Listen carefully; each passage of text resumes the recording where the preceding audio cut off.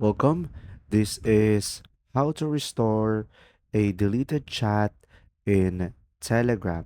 So, guys, if you ever deleted your chat, sadly, based on my research, you cannot recover it once you have deleted it.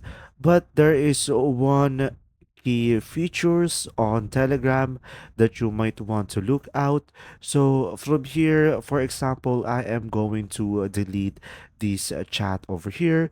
So guys, from here, you will have an option to delete it on the top right corner. And now, guys, the Telegram have a feature to undo it. So when I tap on leave channel, as you can see, we have 5 seconds to undo it. So make sure to select undo in order for you to restore a deleted chat.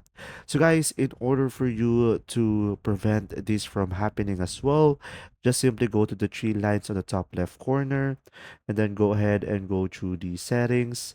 And after that, you can just simply go for data and storage. And from here, you could just simply go for private chats over here. So make sure to save to a gallery, the private chats, and make sure to save the streaming as well. So tap on private chats and make sure to turn on the photos and videos.